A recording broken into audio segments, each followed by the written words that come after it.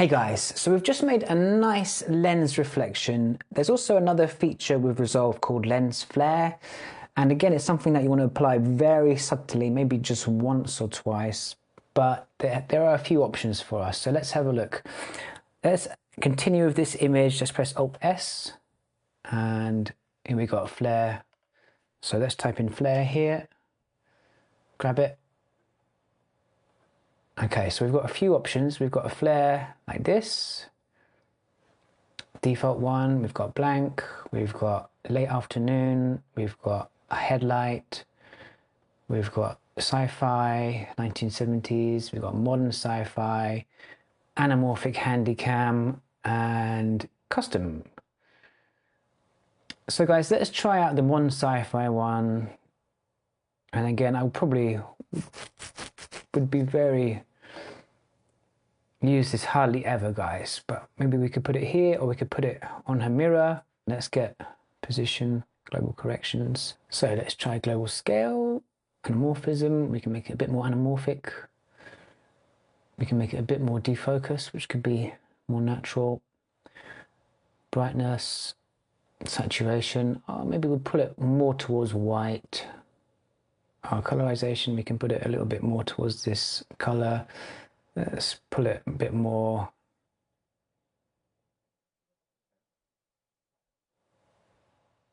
The theme of the image, so it's here. So like we're kind of a bit more in theme with the rest of the flares as well. So it's very subtle, and that's actually not too bad now. Not too bad. So global blend, we can pull it down, we can push it up. So yeah, we could have it very subtle, and then it's starting to look maybe tasteful, guys. We've got to be so subtle with these. So we've got it touching the mirror now.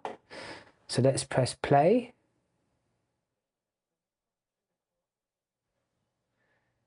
You see, the only issue is now, it's kind of okay because the mirror is not moving much. But if we wanted to track it with the mirror, we can go to the tracking tab here. Go to FX, make sure you're on FX, and then hit this little button here. Then we can just pull it up to the brightest point of the mirror. And then let's track forwards and backwards. And now it should just move with the mirror now, just a little bit up and down. There we go. So guys, it's super subtle. That's looking quite cool. For like a single clip, that could be quite cool. We don't want to do that throughout the whole film. Maybe in the dance floor we could add some flares, that could be cool. But yeah, just go subtle with this, guys, and you can save yourself a few £1,000s on anamorphic lens kit. Nice one. See you in the next video, guys. Hey guys, so in this video I want to introduce to you the HSL qualifiers. Qualifiers are not something that I use much at all, really. There's a lot of ways you can get a similar effect, but I want to introduce them to you just so that you know they're there and how you can use them in certain situations. If there's specific colors or areas of brightness that you want to change. Personally, I prefer to use the color warper in situations like this because it's kind of similar, but let's have a look at what the HSL qualifiers can do. All right, guys, so if you remember this image, we had some problems with this roof being blown out. And before we used the power window and we tracked it and we reduced the brightness, which is a valid method. So let's disable that now. Alt S, add another node. Let's add a couple here. So guys, I want to select this area here. And I'm going to use this positive one. So if you have a look, hue is a lot of colors because it's white. Saturation is totally desaturated. And luminance, this is where the important stuff is, guys. So it's all this level of luminance. I'm going to press Shift H to see what's been selected. And we can see actually a lot of the skins have been selected and all the roof has been selected. So I'm going to need to lift up that low point just to get rid of all the skins. as much as possible, just focus on that roof.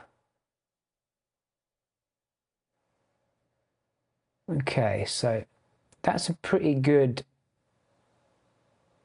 mask now. So we've got those very bright whites. So now let's press Shift H again so I can see what I'm doing. And I'm going to try just pull out some of the highlights now. Let's reduce the offset in general.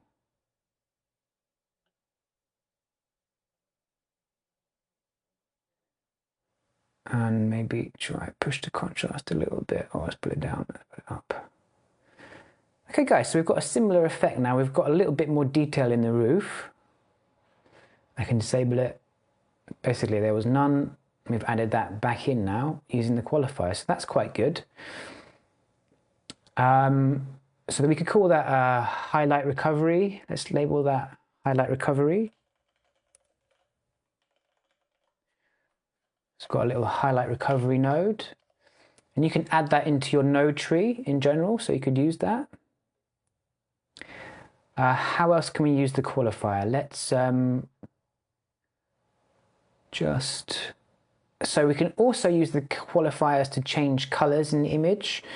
So let's go to the next node, add a plus, and then let's select these blues. And I'm going to press Shift H to see what we've selected. Blues, okay. Shift H again, and now I can change the blues in the image. And this. And I could pull it all the way to some crazy orange. But guys, look what the damage is doing here to this skirt. So guys, we shouldn't really be using the qualifiers to color grade instead of the color wheels. It's gonna, a lot of the time it's gonna be quite messy. So just bear that in mind. It's good for maybe some small bits of work, but don't use it in general. We could change the low soft and the high soft just to sort of fade it in a little bit.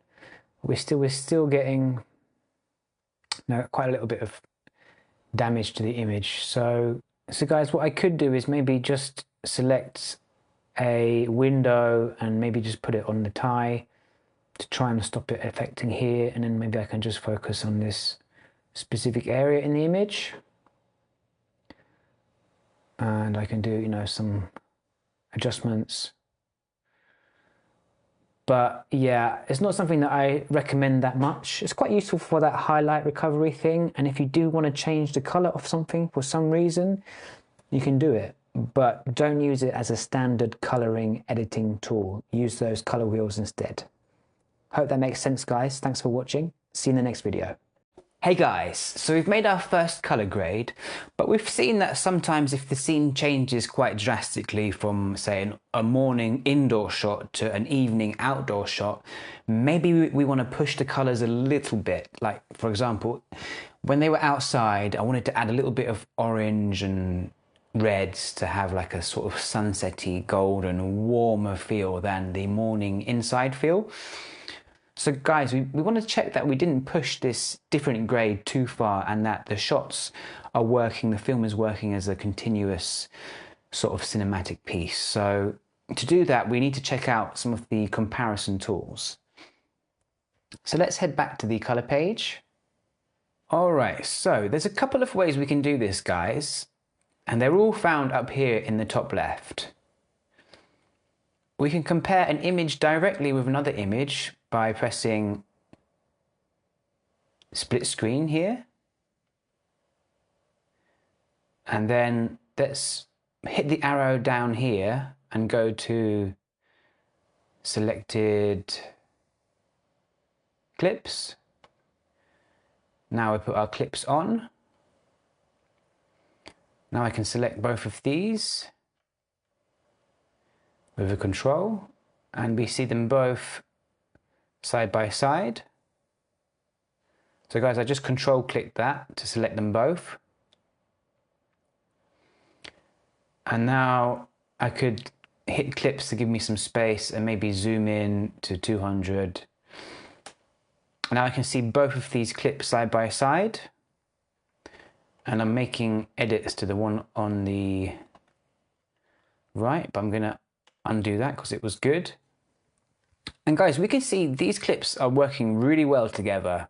Even though I've added a little bit more red to the outdoor scene, I'm very happy with the way these are looking together. They look really great.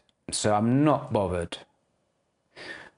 But say, you know, we were over here, then we could say, oh, well, now I need to sort of dial that back.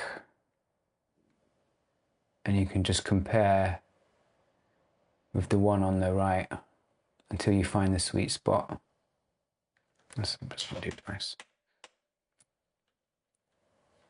But having seen all that orange, I do feel like I can maybe warm it up a little bit. But maybe.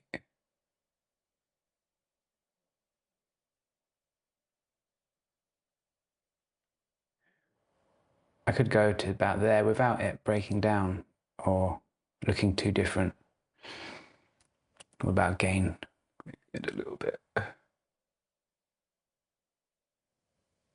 Okay.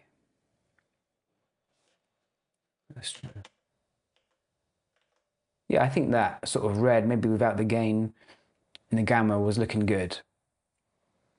So yeah, that's how you can select the clips. Here we've also got an option you can play around. Look, we've got neighbor clips. So we've got all the clips that were around it. And guys, obviously I'm sort of not in an actual wedding film at the moment, but here at the start you see you have one clip, then another, then another. So I think we're highlighted here, look. So I can edit and just make sure it's still working with the neighboring clips. And all right, so that's one way of doing it. We're looking at the full images. Let's unclick that. And let's go back to one of the graded images that we were working on. Okay. So the second way of doing it is by somehow splitting the screen on the same image, and that we use the image wipe button here.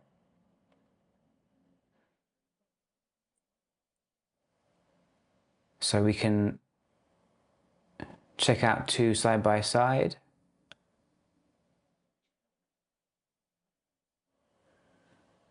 And look guys, there's a bunch of options at the top.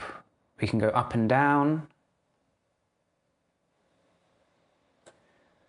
We've got the diagonal.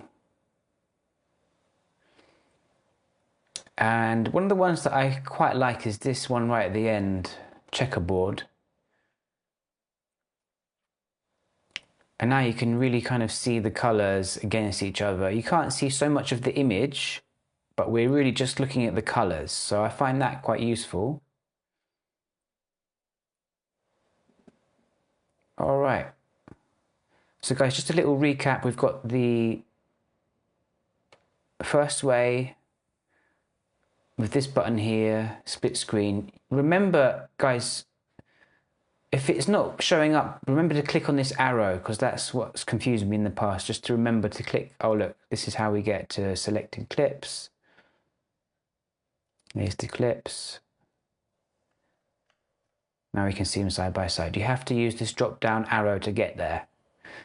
We've got neighbor clips, and then the different wipes are here.